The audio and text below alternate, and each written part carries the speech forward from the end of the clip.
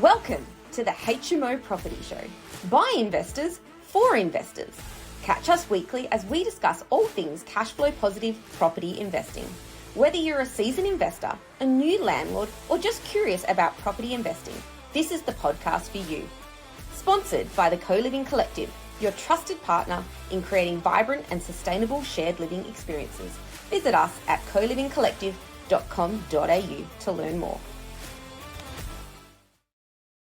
Welcome back to another episode of the HMO Property Show. I'm your host, Neil Gibb, and today I want to take you through the top 10 questions that we constantly get asked from people that we speak to on a daily basis who are inquiring about potentially investing in a HMO. And the reason I want to answer these is because you may have these questions in your mind too, but you just haven't reached out to me to ask me yourself. So here we go. Number one, we'll keep it short and sweet today, guys. Question one. How do co-living HMOs actually work, and how are they different from regular investment properties? So instead of having one rental income from one house and getting a 4 or 5% gross yield, you can get 5 or 6 incomes from that same house from 5 or 6 separate micro apartments. Looks like a house from the main street, but they are all, well, looks like a house, functions like a house. There's a common area, a kitchen, dining, living area, a laundry. That's just got 6 bedrooms that are set up a little bit differently to a normal house, which gives the tenants their own private space, bedroom, ensuite, kitchenette. But like I say, they share the outdoor space, they share the laundry, they share the kitchen. And they are, a lot of people think they are student accommodation. In fact, we were in the Western Australian last week, and the properties that we finished in Bayswater got featured in the newspaper. Insert celebration emoji here, and obviously all the NIMBYs jump on, all the negative Nancys jump on there, and straight away someone was like, "Oh, this sounds like a terrible idea. I've been speaking to some students that lived in something like this, and I felt sick at the things they were telling me." Well, yes, there's obviously all different levels and standards of products out there. Even if we look at cars, for instance, you can get a Ford Falcon, or you can get a Lamborghini. You can get a Apple iPhone, or you can get a Nokia 3310. I don't know where I'm going with that one. I was going to say an Android there, but I might have had an Android versus Apple massacre on my hands. So yes, there is student accommodation out there, which is a lower standard than ours, but ours is a much higher standard, attracting different types of tenants. Question number 2, what kind of returns can I realistically expect, and how secure is the income? That's a really good question. So we always try and target a 10% gross yield for ourselves and our clients, always. So that would be between, currently on $1 million property, anywhere between like $2,000 to $2,500 per week. So that's obviously $1 million to, or maybe $950 to 1.3, 1.4 mil. So that's generally what we'd be targeting for. Now, we've got this wrong on a few occasions, unfortunately. We've aimed for 10, and by the time we finished the properties and handed them over and rented them out, we've got 12, 13, 14% gross yields. One of them was actually a 15 or a 16% gross yield because the room rates went up so high. I think we had $275 in the FISO, and we ended up getting like $370 or $390 per room in the FISO, which brought in some substantial additional income for that investor. So after that's obviously your gross income, and then you've got to take away your, obviously we factor out vacancies from there, so we take 5% per annum. So let me just pull my calculator out, and I'll actually run through how this would factor out for you. So let's say we get you $350 per week times 6 is $2,100. Times that by 52 is $109,200. That would be your gross income. From that, we take away a 5% vacancy, which is 18 rooms, 18 days per room per annum. So it brings you down to $103,740. From there, you've got to take out your property management fees. We charge 15% plus GST. That takes you down to $88,179. Now, you also have to factor in your gas, your water, your electric, your internet, your cleaners, your insurance, your council rates, and your water rates. We factor that in to be around $20,000 per annum, which brings you down to $68,179 per year. And then from that, you've got to take away your holding costs. So if you invested in one of these properties with zero debt, all cash, then you'd be walking away with $68,000 a year after vacancy, property management fees, and your operating expenses. If you have got a mortgage on that, it's a $1 million property, you put in 20%, so you've got an $800,000 mortgage at 5%. Well, 5%, I wish. 6%. I know they're all coming down.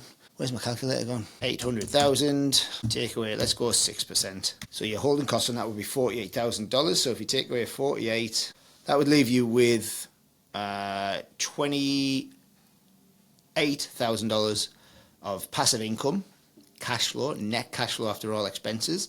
If you factor in your principal component for that, it'd probably take away another $14,000, which would still leave you with about $14,000 per annum. So that's how realistic the income is. It's literally that realistic. You get $350 to $400 a room quite easily at the minute. Some rooms we've got $450 a room. Take away your vacancy rate, holding costs, your property management fees, etc., and you could be left with anywhere between $10,000 to $30,000 a year, depending on what your interest rate is, deposit, LVR, etc., etc., etc. And then how secure is the income? Well, we target working professionals. So I did a podcast on this. Don't quote me on this. It's in number 60-ish, and it was about the Anglicare Australia report that it brought out called the Essential Workers. It was I can't remember what it was called now. The Essential Workers report that was released by Anglicare Australia, which took a snapshot of the market at a certain point in time. I think it was March 2023. They took a snapshot of the market and they wanted to see what was on the market and classed as affordable for the cohort of workers that they call the essential workers. The essential workers are like your ambulance drivers, your firefighters, your care workers, your baristas, your retail workers, your hairdressers, your teachers, your nurses, the pillars of the community that make this country work. And without them, we'd be absolutely screwed. And in Perth, there was something like 5, 6, 7, 8 properties that were classed as affordable for these people. And think about with 700,000 people renting, there was only 6 to 8 properties available in Perth that were classed as affordable for these people. Anything outside of that would have been put them into rental, would have been put them into housing stress, which is where you spend 30% more of your income on housing. Your technical class has been is housing stress. So these people are just working hard, coming home, and then they're spending all the money on accommodation. And now these people are becoming our target market. They've got good jobs, good incomes, hard workers, and they are steady and reliable. They work all day. They come in, they have a shower, they have some food, sometimes 9 times out of 10 it's an Uber Eats or a delivery for convenience. They go to bed, they wake up the next day, they do it all again. The benefit of once you fill one of these properties, once you fill all 5 or 6 rooms, then you only ever lose 1 or 2 people at a time. So the income is as secure as having tenants in there. But if you compare having 5 or 6 incomes compared to 1, I believe that the income from a HMO is much more secure than 1 property. Hope that makes sense. Number 3, who are the tenants and why would they want to live in a shared house as adults? I just touched on that there with the Anglicare Australia report. Just so many people are getting priced out of the market now, and a lot of people don't want to live on their own, or like the way that people have lived and are now living is changing. Yeah, nobody wants the 3x2 or the 4x2 on the quarter acre block with a big back garden, blah, blah, blah. Everyone wants convenience. Everybody wants affordability. Everybody wants a life outside of work and house. This is why they want to live in these houses as shared. Although people want connection and community now, and I really believe that COVID created this additional requirement for connection, and right across the country we've got a loneliness and social isolation epidemic going on where people are feeling more and more disconnected than ever and more lonely than ever before, and the HMO and this style of housing is bringing people back together. So not only is it bringing back together through shared and common areas, their rooms themselves also give them the opportunity for privacy as well. So they've got an ensuite with kitchenette, storage, aircon, etc., etc. They've seen them all before, guys. Question 4, is this legal and are there any council or regulatory risks I should worry about? Excuse me. Yes, all the HMOs that we do in Perth are 100% legal. They all go through CDC, which is Certificate of Design Compliance. If they weren't compliant, they wouldn't get approved. They then go from CDC through to build permit, and if they, again, weren't compliant, so wouldn't approve them. There's a lot of noise coming from the East Coast saying that we should be doing these as Class 1Bs, but now we've done over 200 of these properties, and council just say, why do you want to put them through as a Class 1B? It doesn't need to be a Class 1B, so we do Class 1A, but we do the Class 1B fire and safety upgrade for the safety of the people that live there and for the insurance policy that we have access to as well. Obviously, if you work with our company, we handle all of your council approvals, any town planning that's required, building compliance, CDC, engineering. We've got the full team there to do absolutely everything for you to avoid all the pitfalls and risks and stress, time and energy and money that can be wasted if you do this incorrectly.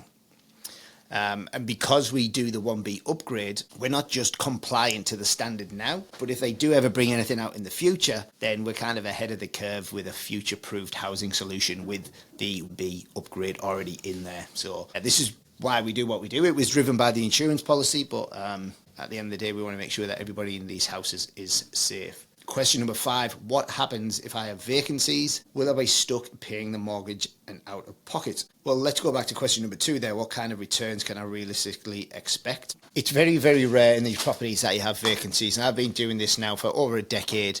We manage over 200 HMOs and we've never, ever had a fully vacant property after we filled them. We've lost maybe 2 and max 3 tenants in one property at a time. But even at like 75%, like 3 or 4 rooms filled, you're still neutral cash flow, which is the beauty about investing in these properties.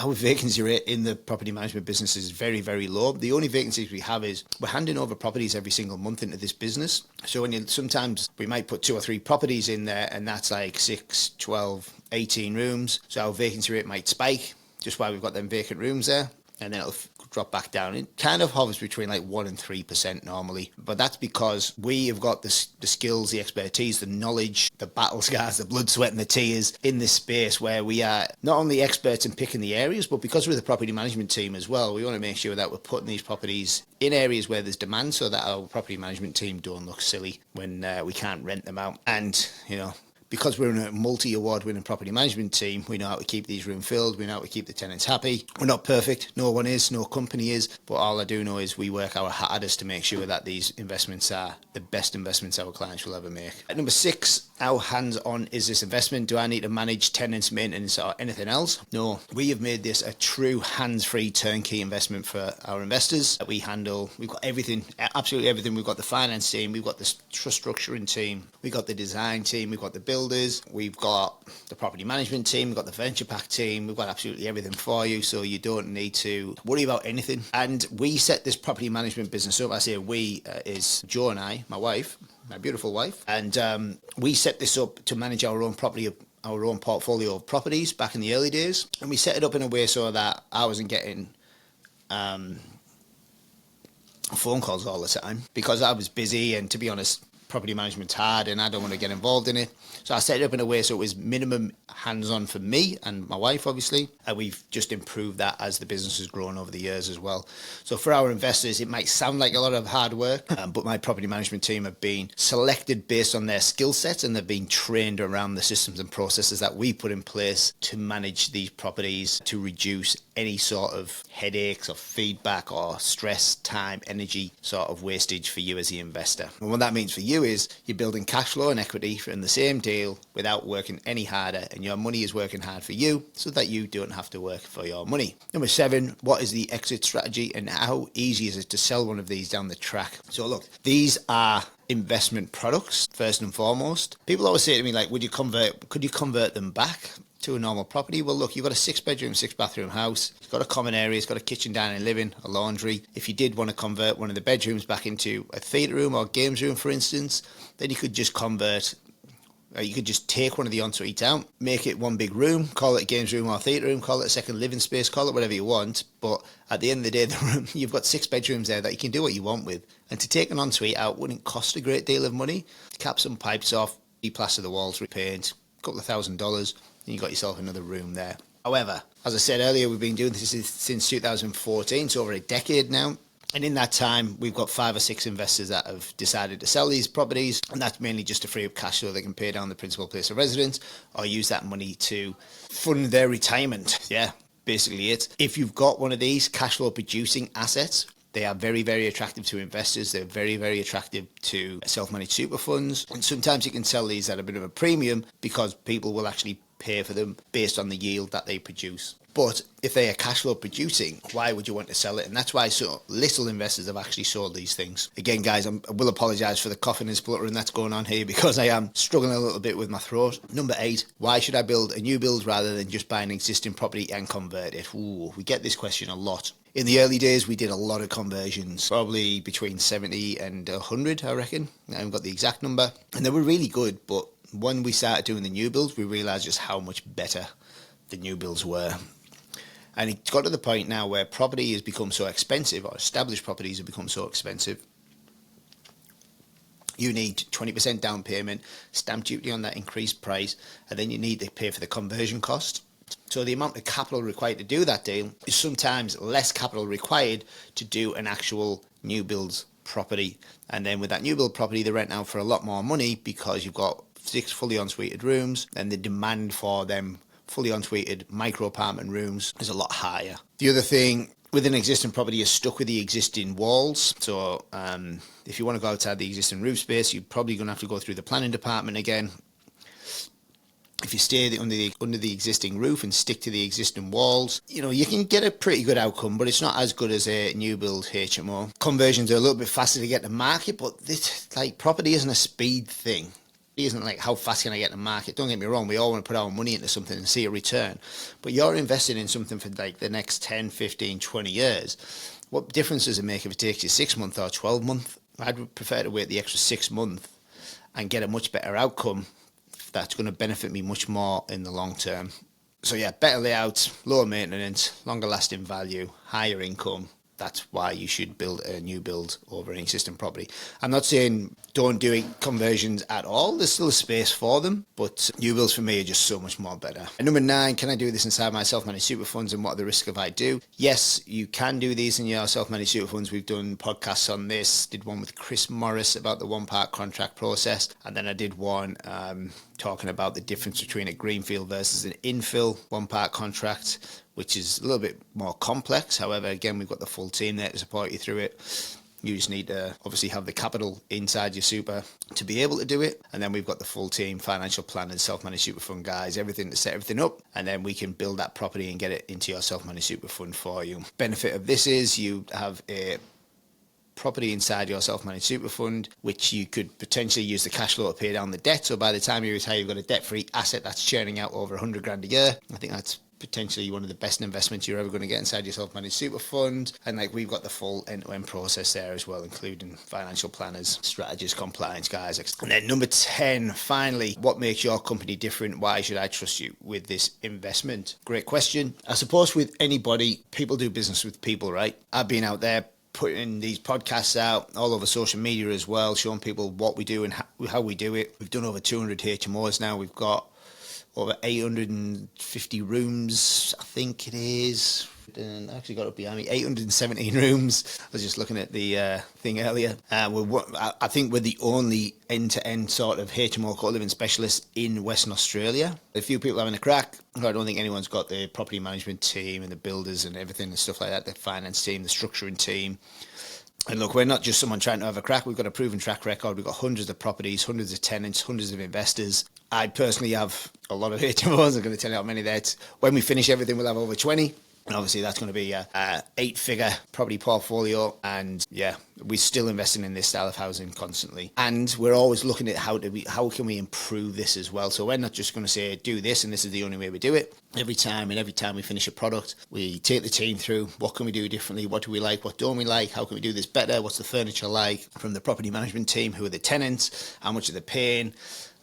We've got so much data that we've collected over the last 10 years that that's what makes us different. And why should you trust us with your investment? Because we actually care, right? I'm not just here trying to sell you a product. In fact, I've got nothing to sell you. If you've spoken to anybody in my client manager team, what we have is our service, and our service is to help you get from where you are to investing in a HMO. We don't have any blocks of land to sell you. It's very rare we have a HMO to sell you. Like I said, we've only sold 5 or 6 in the last 10 years. So yeah, that's why you should work with us over anybody else, really, because we care. We've got the track record.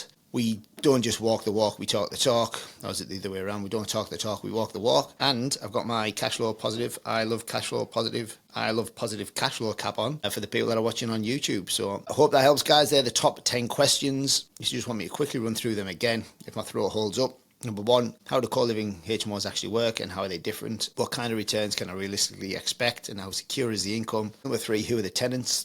And why would they want to live in a shared house as adults? Number 4, is this legal? And are there any council or regulatory risks? Number 5, what happens if I have vacancies? Will I be stuck paying the mortgage out of pocket? Number 6, how hands-on is this investment? Do I need to manage tenants, maintenance or anything else? Number 7, what's the exit strategy? Number 8, why should I build a new build over an existing conversion? Can I do this inside self-managed super fund was number 9. And number 10, what makes your company different? So there you go, guys. They are the top 10 questions we've been getting asked over the last few months. Hope that helps. I'm going to finish on this. I haven't finished on it for a while. Every master was once a disaster and every winner was once a beginner. See you next week, team. Thanks for watching. Make sure you tune in the same time next week so you can stay up to date with all cash flow positive property updates.